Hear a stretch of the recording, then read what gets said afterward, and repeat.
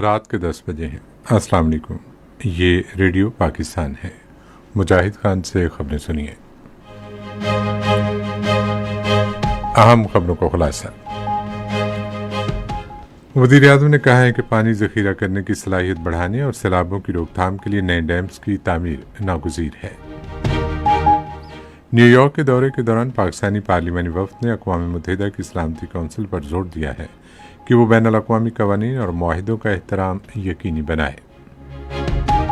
پاکستان اور ازبکستان نے Uzbekistan Afghanistan Pakistan railway منصوبے کی تکمیل کے لیے مشترکہ حکمت عملی وضع کرنے پر اتفاق کیا ہے۔ سالانہ مناسک حج کا آغاز کل لاکھوں عازمین کی منی آمد سے ہوگا۔ اور اب خبریں تفصیل کے ساتھ۔ وزیر اعظم شہباز شریف نے ہدایت کی ہے کہ ملک میں پانی کے وافر ذخیرے اور توانائی کی پیداوار کا مؤثر نظام قائم کرنے کے لیے دیامر بادشاہ ڈیم جیسے منصوبوں کو ترجیحی بنیادوں پر مکمل کیا جائے۔ انہوں نے دیامر بادشاہ ڈیم اور دیگر آبی ذخائر کے حوالے سے آج اسلام آباد میں ایک اجلاس کی صدارت کرتے ہوئے ہدایت کی کہ دیامر بادشاہ ڈیم کی تعمیر کی راہ میں حائل تمام رکاوٹوں کو فوری طور پر دور کر کے اس کی جلد تکمیل کو یقینی بنایا جائے۔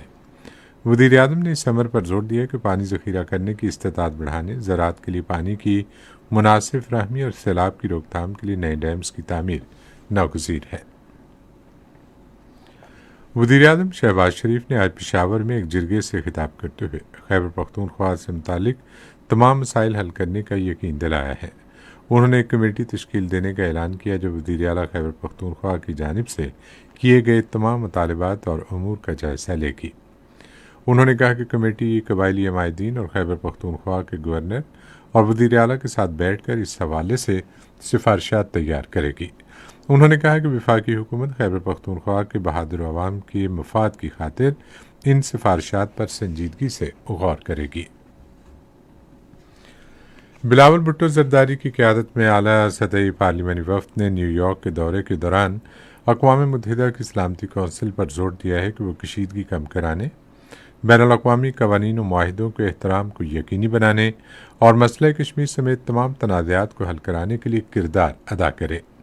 وفد نے نیو یارک میں اقوام متحدہ کی سلامتی کونسل کی صدر سفیر کیرولین روڈریگز بریکٹ سے ملاقات کی۔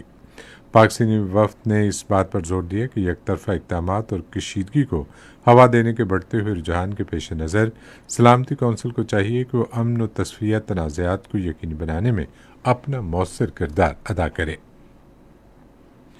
وفد کے سربراہ اور سابق وزیر خارجہ بلاول بھٹو زرداری نے پہلگام حملے کے بعد بھارت کی جانب سے بغیر کسی معتبر تحقیق یا ثبوت کے پاکستان پر الزامات لگانے پر گہری تشویش کا اظہار کیا۔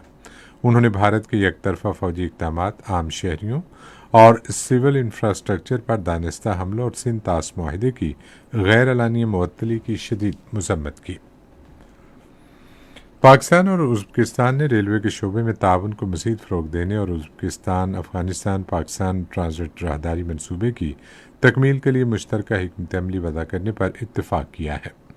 یہ اتفاق رائے وزیر ریلوے محمد حنیف عباسی اور پاکستان میں ازبکستان کے سفیر علی شیر تختئی کے درمیان آج اسلام آباد میں ملاقات کے دوران کیا گیا۔ پاکستان اور ایران نے مواصلات کے شعبے میں دو طرفہ تعاون کے فروغ کے لیے مفاہمت کی ایک یادداشت پر دستخط کیے ہیں۔ مفاہمت کی اس یادداشت پر آج تہران میں ای سی او سربراہی اجلاس کے موقع پر ایران کی شاہراہوں اور دیہی ترقی کی وزیر فرزانہ صادق اور وزیر مواصلات عبدالعلیم خان نے دستخط کیے۔ فریقین نے دونوں ہمسایہ ممالک کے درمیان دیرینہ تعلقات کو مزید مستحکم بنانے پر اتفاق کیا۔ روس نے شنگھائی تعاون تنظیم کے دائرہ کار میں بالخصوص انسداد دہشت گردی کے شعبے میں پاکستان کے ساتھ تعلقات کو مضبوط بنانے کے لیے اپنی خواہش کا اعادہ کیا ہے۔ یہ بات آج ماسکو میں روسی وزیر خارجہ سرگئی لاروف اور وزیر اعظم کے معاون خصوصی سید طارق فاطمی کے درمیان ملاقات کے دوران کہی گئی جو روس کے دورے پر ہیں۔ سید طارق فاطمی نے روس کے ساتھ توانائی، رابطے اور تجارت سمیت مختلف شعبوں میں دو طرفہ تعاون کو مزید گہرا کرنے کے لیے پاکستانی قیادت کے عزم کا اعادہ کیا۔ مکہ مکرمہ میں سالانہ مناسک حج کا آغاز کل لاکھوں عازمین کی منی آمد سے ہوگا۔ ریڈیو پاکستان کے نمائندے عبدالرحمان چیمہ نے مکہ مکرمہ سے بتایا ہے کہ پاکستان کے حج مشن نے منا میں دنیا کی سب سے بڑی خیمہ بستی میں عازمین کے سفری انتظامات مکمل کر لیے ہیں۔ عازمین حج آج رات سے منا پہنچنا شروع ہو جائیں گے۔ عازمین کو کل نماز ظہر سے قبل 932 بسوں کے ذریعے منا پہنچایا جائے گا۔ پاکستان کے 72% عازمین ٹرین کے ذریعے عرفات جائیں گے، جبکہ باقی عازمین یہ مقدس سفر بسوں کے ذریعے کریں گے۔ عازمین اگلی صبح 9 ذی الحج کی نماز فجر تک منا میں قیام کریں گے اور اس کے بعد حج کے رکن اعظم وقوف عرفہ کی ادائیگی کے لیے وادی عرفات جائیں گے اور وہاں ظہر اور عصر کی نمازیں اکٹھی ادا کریں گے۔